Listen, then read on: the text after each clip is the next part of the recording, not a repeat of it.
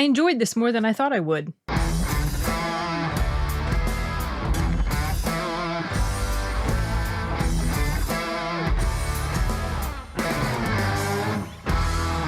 I just got done watching an advanced screening of The School for Good and Evil, which is a movie that is coming out on Netflix later this week. Probably by the time I end up getting this finished editing and up, it might actually be that day or later. I don't know. I'm going to go see Black Adam, so I've got to do a review for that. So I have no clue when this is going up.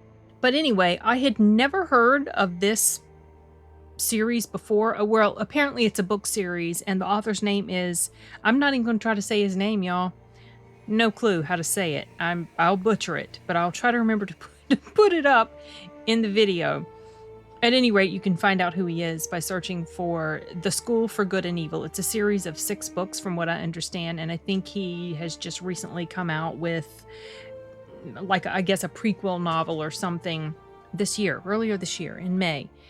It's a young adult book, but there are also some interesting themes that I think can appeal to adults in here. Now, initially when I started watching it, I didn't think that I was like, it looks kind of interesting, but then it started and I was, it's kind of gonna be, it's definitely like for kids, definitely just kids. It's kind of, but about 30 to 40 minutes in, and this is kind of a long film. It's about 2.5 hours. It clocks in at, I think, 2 hours, 27 minutes.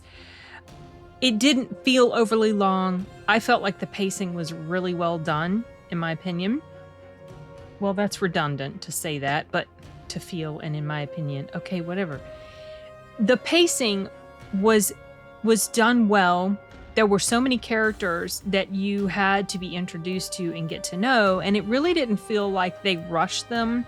It felt like important characters were given sufficient screen time. Obviously, the 2 main characters, these 2 best friends here, and those actors are both named Sophia. Can you imagine the confusion as you're working with them, unless they have nicknames that they go by? But anyway, no, whatever. I don't think I know these actors. If I know who they are, I didn't pay attention to them before, if I've seen them in something. But I feel like everyone in here did a really fantastic job, especially these two main characters. Their portrayals were, as the movie progressed, their portrayals of the characters, it felt like they matured as character development went along. I'm not sure if I'm explaining that very well, but what started off feeling like just this silly little young adult or, teenage type film that was centered around a different twist on fairy tales and things like that started to feel like it was something that had a lot more depth as it went on, and you really got more fully immersed into this world. So the premise of this story is, it's kind of like, it's an interesting concept. I actually thought that the premise for it was pretty cool. So basically the idea was, it starts off talking about these 2 brothers. They were good. One was good and one was evil. Like they were just, and because of their existence, there was this perfect balance that went on in the world, because evil and good, they were there to evenly balance one another. And if one would take full control, that would just cause chaos. So then there's something that happens in the beginning, and then later you jump forward in time, and these 2 girls from this little town, they're both outcasts, but they're really close friends with each other. They end up getting taken to this school for good and evil, and it's basically a school where they teach the evil kids how to be evil and the good kids how to be good, so that they can make the fairy tales that will make history, or that will change the world and affect humanity and stuff like that. I mean, on the face of it, it seems really ridiculous, but it's pretty clever, I thought. And also, I liked how they explored the blurred lines between good and evil.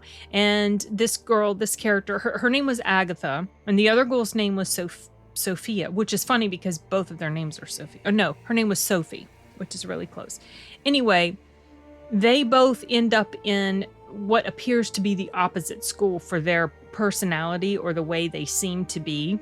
And so it's kind of like a story that explores the combination of good and evil in all of us, and how, as one of the characters said, the world's not black and white. It's basically the same sort of thing that Sirius Black was talking about in the Order of the Phoenix, where it's got my favorite movie quote of all time, where he was telling Harry that the world isn't just made up of good people and Death Eaters. We've all got both evil and good inside, both bad and good, or evil and good inside of us. What matters is the things we choose to act on. That's what really counts. Basically, I'm paraphrasing, but that's the gist of it. And in this story, one of the characters was trying to make the point at this school that they were in. The world isn't black and white. There's good and bad in all of us, and why are you trying to separate people into these extreme polar opposites when that's not the way the world is and that's not the way people are? It's kind of it's a theme that I've talked about often in my discussions, live stream, or just even in my reviews or my reactions. How polarized society can be, but when you drill down within and you get to know people more, you realize there's just so much more to people than you're this or you're that. And I felt like this movie did a pretty clever job of exploring those themes and kind of showing us how, well, the School for Good, at its core, they were doing things that weren't very good just to maintain this facade. And the School for Evil, they were mostly pretty bad. I mean, that was like the whole, I guess you could say there were glimmers of goodness in the School of Evil. There was a character that was there, and she was just very insistent. I'm not evil. I'm good. I belong in the good school. She was just sure she was in the wrong place. And then there are these things that affect her and kind of manipulate her and start to change her personality, to kind of show, well, we all can be kind of manipulated by things around us that can cause us to act out in certain ways that aren't very good. In fact, there was a quote, I think it was the character of Charlize Theron said to this girl. It was something like, it's not who you are, it's what you do. So it's not this, she thought she was good, but it didn't matter whether she felt like she was good or she was good. It was what she did. And if she was going to do these bad things, then, she's not really good, which kind of harkens back to the whole quote from Harry Potter. And then further on in the story, someone else says, it's who you are. In other words, it doesn't matter what you do, it's who you are. So it was like these two sort of opposite sort of declarative statements, and there's a kernel of truth in both of them. Just kind of, to me, demonstrating yet again the complexities of human nature and people in general. But I like this so much more than I felt like I would. They lead you to believe at the end of it that there's going to be maybe another movie. I have no idea. There are 6 books in the series. It looks to me like this movie might cover at least the first 2 books. I don't know. Just that's only based on me reading the summaries of books 1 and 2. I don't know what went on in 3, 4, 5, and 6. Looks like there's other stories, but I guess maybe if this ends up being something that's pretty popular, maybe they'll come back and return to it. There was a video at the beginning, I think by the director, like an intro video, when he was talking about how this had been wow, that sounded really Southern. He was saying how this had been 2.5 years in the making. So it's been something that has, they worked on for quite a while. I liked the cast. I'm not a huge fan of Charlize Theron, but I thought she did really good in here. There were moments involving her character that made me laugh out loud just because of the way she delivered her performance. And there were other things that happened that were funny. I mean, I actually did laugh out loud because it was just, I don't know, I felt like the dialogue in here was funny. The way people acted was funny. The satirical sort of take on fairy tales and things like that was pretty funny. I also appreciated the sort of, you could say social commentary, but not really. Yeah, there's social commentary in here, but it didn't feel like it was specifically pointed to any sort of thing like within today's, stuff that's happening today, but just in general, sort of like the overarching sort of thing that's always plaguing humanity.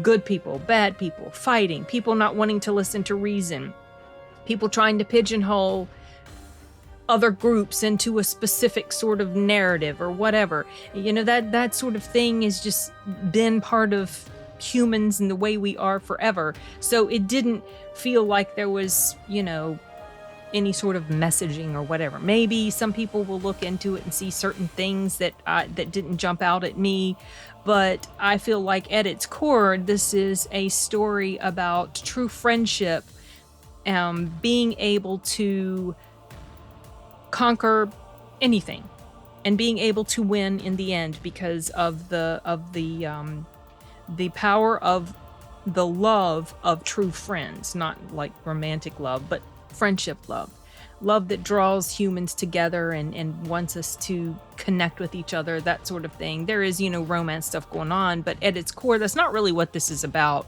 Not that type of love.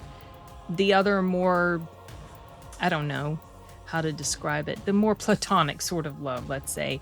And what was I saying? I can't remember. I got distracted. I've got messages going off. I got Skype messages going off, Microsoft Team messages going off, and it's distracting me.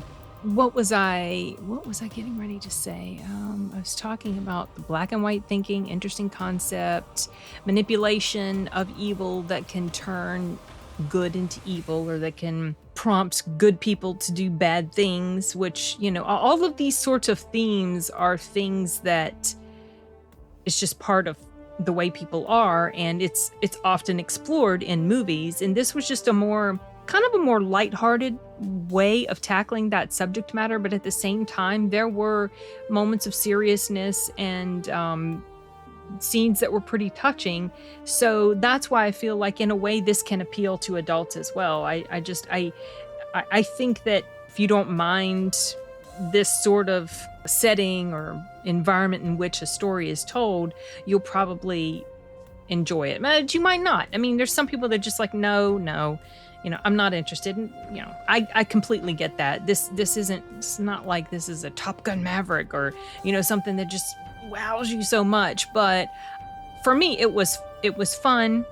I'm glad I watched it, and it exceeded my expectations. I did not think that I would have as much fun with it as I did, or that it would make me laugh. One of the lines also that made me laugh was when there's a scene where these characters in the evil school are fighting, and it's turning pretty serious. And the instructor was Charlize again. She said something like, I even wrote it down. She said, "You can't kill anyone until graduation." I don't know, that struck me as funny. I just thought that was hilarious. Oh yeah, there was something else that I meant to say. It ties back to what I was saying before about the manipulation of evil that turns good into evil. And what I was specifically referring to there was, there's a point in the movie where basically the tables turned, and good has this rule about, you're not good if you go on the attack, that sort of thing. And situations get flipped around and tables get turned, and so basically good in essence becomes evil, and evil becomes quote unquote good. And it just kind of made me think about how things can be twisted and distorted to flip narratives in such a way that things are upended and made to seem one way when you know that they really aren't, but because of the way certain manipulations have happened, whether in narratives or portrayals of whatever, that it becomes opposite day, basically. And that's kind of the stuff that was going on in here, and I felt like it was pretty interesting, and the way they demonstrated that sort of situation I thought was pretty well done. Okay, back to the video. But yeah, it was a good time, and if they end up making another movie of this, a continuation, I certainly would check that out as well. So yeah, I think that's it. I don't have anything else to add, and I'm gonna wrap it up. Later, guys.